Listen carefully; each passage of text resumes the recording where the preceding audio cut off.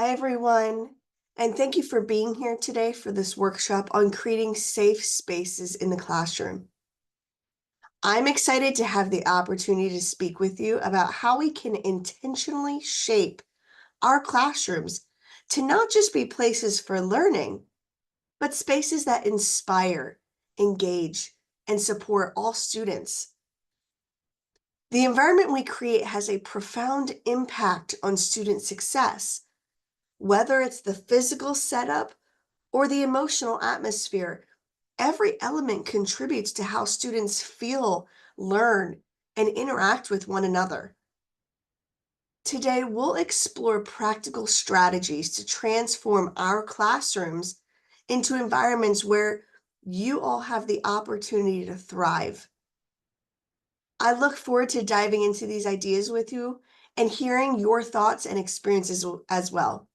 So let's get started.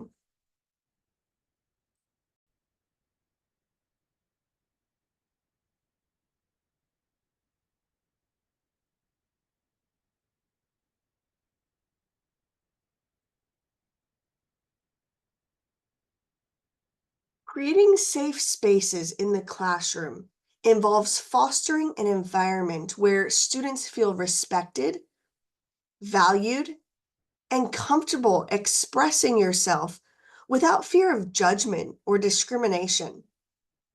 It's about cultivating trust, open communication, and empathy, which allows you to engage more freely and to take risks in your learning.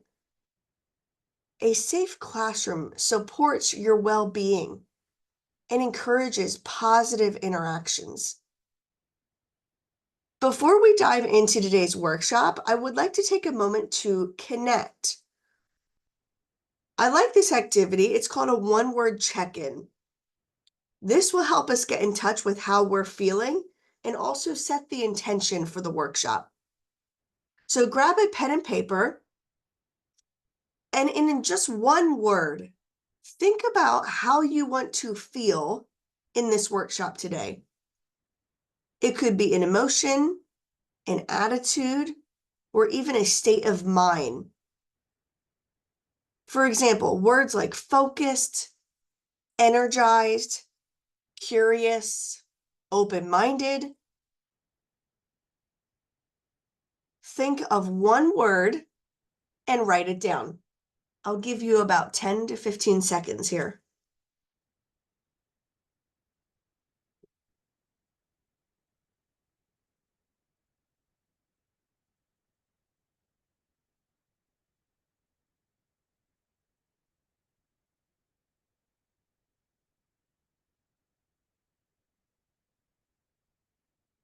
Okay, now that you've written your one word down, set it aside. We'll come back to it at the end of our session. Let's now discuss the objectives for today's workshop. There are 4 primary objectives. Understanding the importance of safety in a classroom setting. We'll learn strategies for creating a safe environment. Promote emotional, psychological, and physical well-being. And develop respectful dialogue techniques for differing opinions. Let's first discuss the interconnection between physical, emotional, and psychological safety. These 3 types of safety reinforce one another. Physical safety provides the foundation for emotional and psychological safety.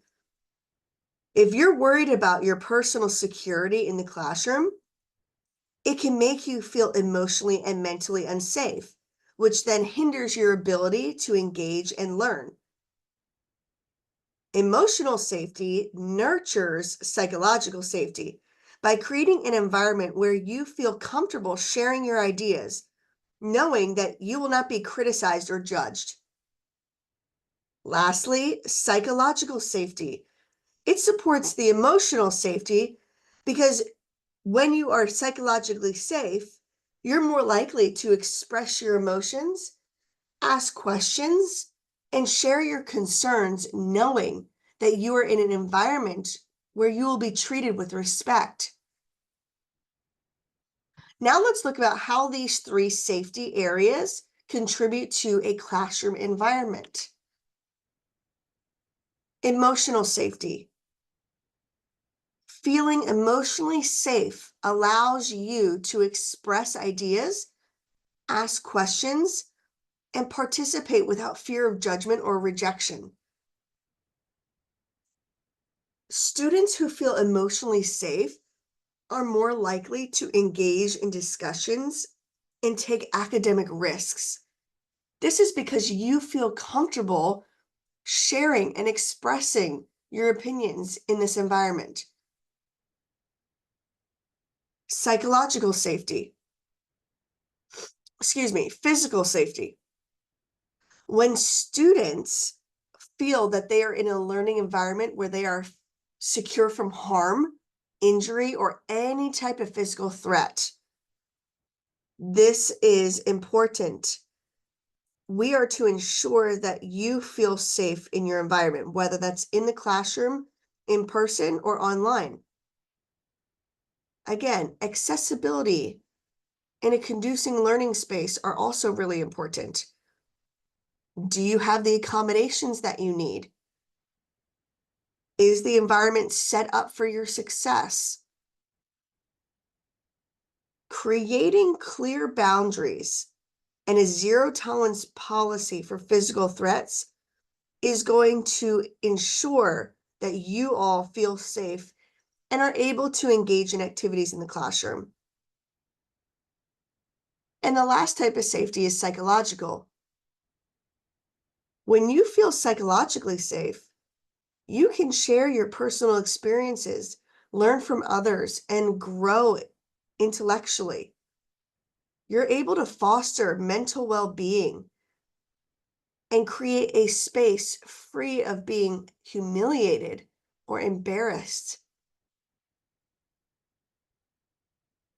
Sometimes when students experience stress or anxiety, they do not feel comfortable sharing in a classroom setting. But if it's a psychologically safe environment, they will benefit from the supportive environment that will acknowledge their mental health struggles, and they'll be able to discuss it with the professor. It's important that our classrooms are safe so that you all can ask questions without fear of being perceived as unprepared or any fear of judgment or rejection from other students. So here's the 2 key differences between emotional and psychological safety because they're very closely related. In the focus section, these are the 2 different definitions. Emotional safety is focused on feeling safe to express emotions without judgment or harm.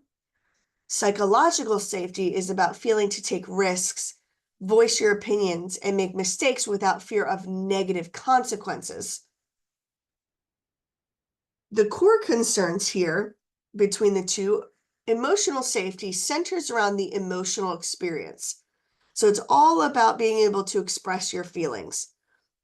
Psychological safety focuses on the learning, creativity, and collaboration, allowing you all to take risks and contribute ideas without fear of harm to your reputation. Those are the 2 key differences. I know they're very closely related, so I just wanted to briefly touch on that.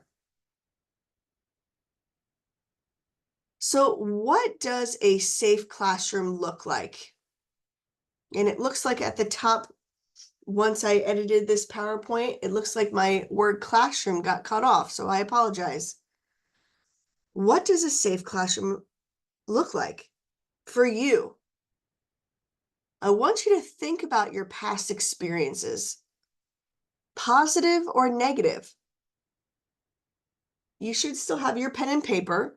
I want you to write at least 1 or 2 examples of behaviors that made you feel safe or unsafe. We'll take about a minute here. Feel free to write 1 or 2 examples of past or current experiences, positive or negative, that made you feel safe or unsafe.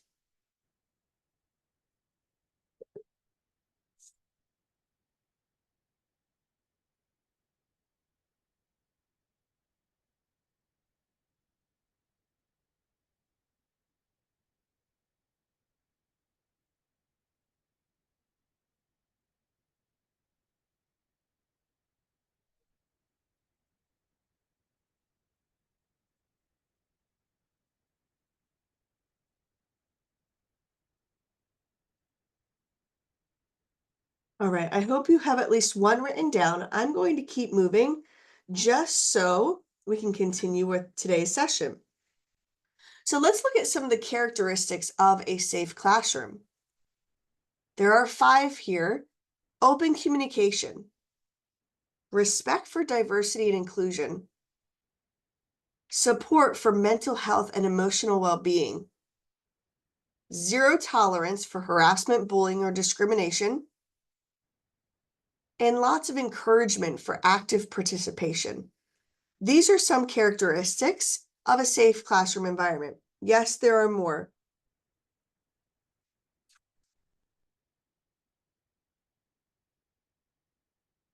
Now let's discuss respect and how to foster it.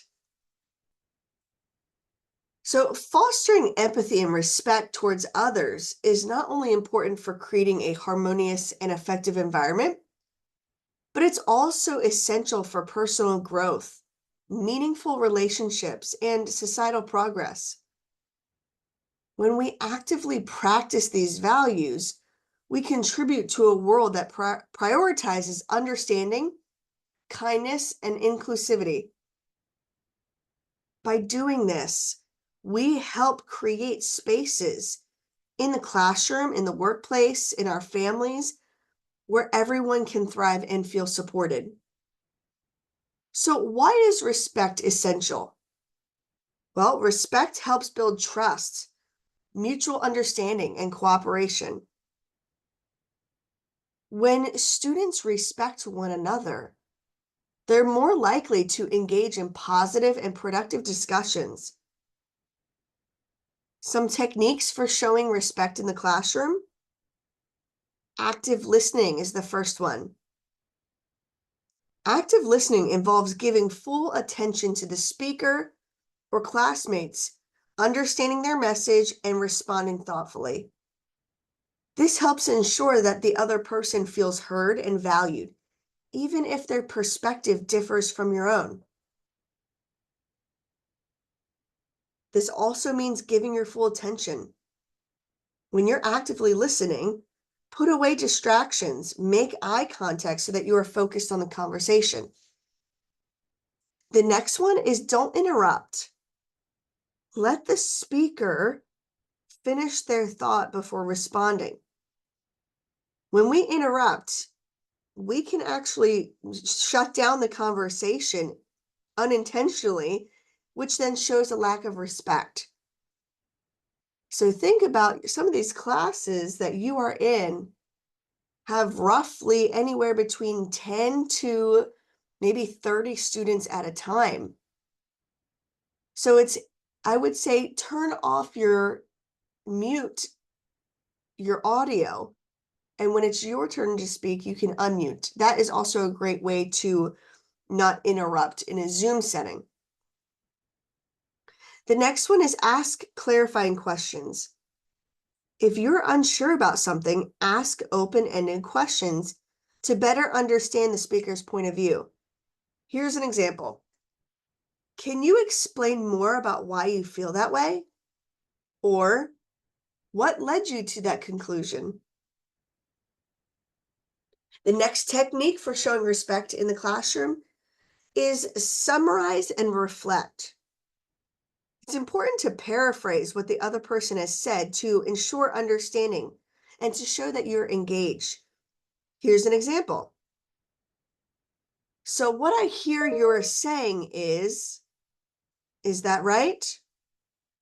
When you clarify or repeat what they said in a question formation, it shows that you are trying to understand and that you are engaged. The next technique is staying open-minded.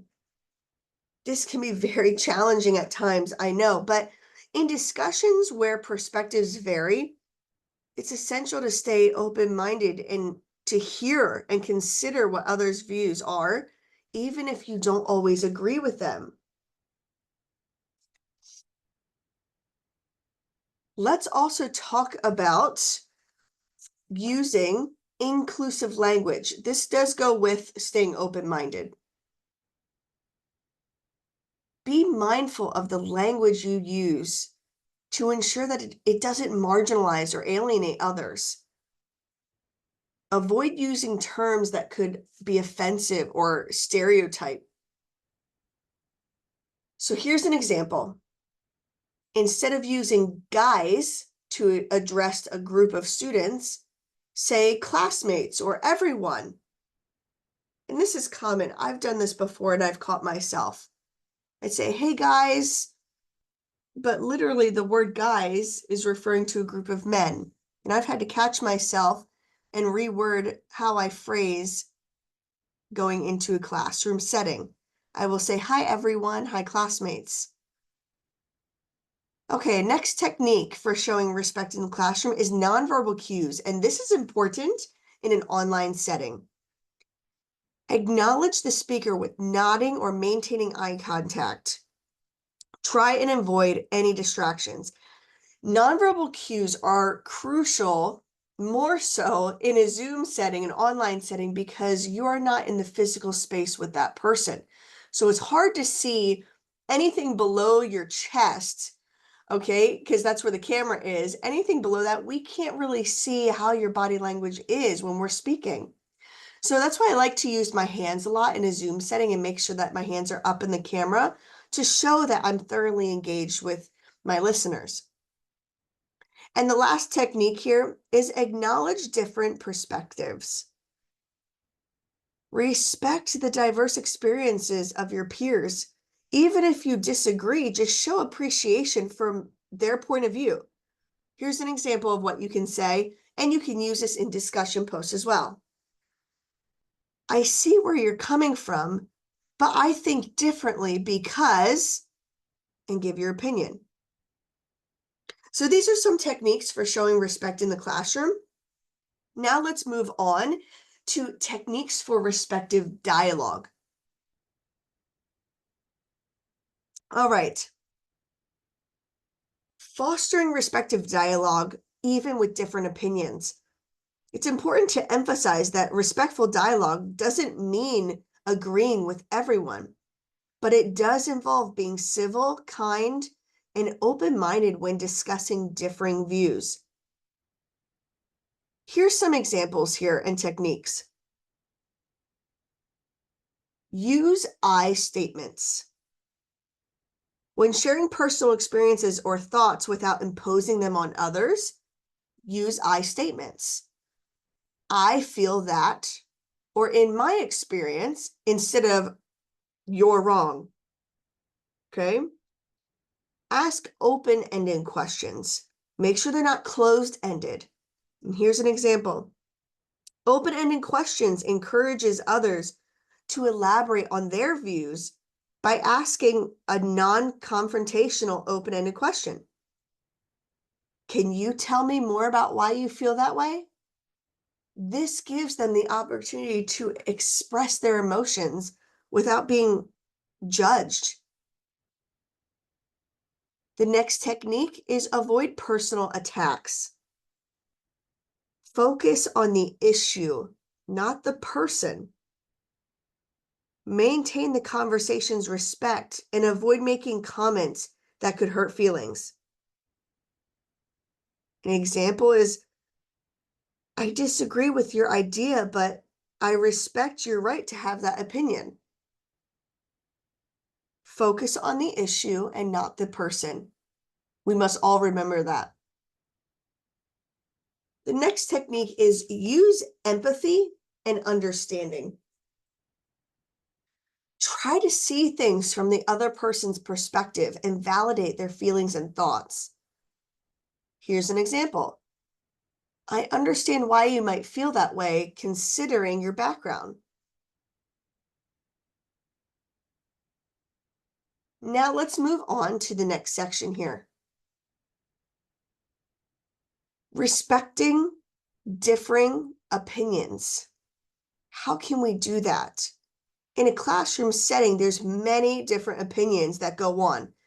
With all the students that are there, a professor with a different opinion, it's natural to not agree with everyone. Not all perspectives are going to align. And sometimes the best outcome is simply Okay, agreeing to disagree. We have different perspectives. Let's move on. So respecting different opinions is understanding that you can have a productive and respectful conversation, even when you don't come to the same conclusion. Here's an example. I see things differently, and here's why. Or, I can understand where you're coming from, but I have a different perspective. The next technique is recognize that diversity of thought is valuable. Embrace the opportunity to learn from differing viewpoints, even if you don't agree with them.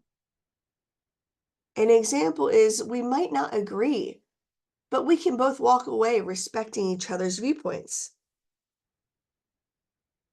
I know some of these areas are very challenging to do, but by practicing these, you will be able to create a safe environment for yourself and for your other colleagues and peers. Now let's move on. We're nearing the end here. We don't have time for this group activity. This will be done at a later point in time. Let's talk about some reflection questions. What did you learn today about creating a safe environment in the classroom?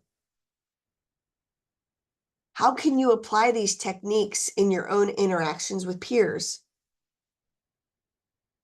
What challenges might arise and how can you overcome them? I want you to reflect on these questions. You can pause this video at any time and write your answers down. I'd be happy to meet with you at a later date if you would like to discuss your answers. But I'm going to conclude this workshop. Creating a safe environment is a shared responsibility, and everyone plays a vital role in maintaining emotional, psychological, and physical safety in the classroom. In conclusion, creating safe spaces in the classroom is not just about physical safety, but emotional well-being and respect for each individual. By fostering an environment where you feel valued, heard, and supported, we enable you to take risks in your learning, engage more deeply, and express yourself freely.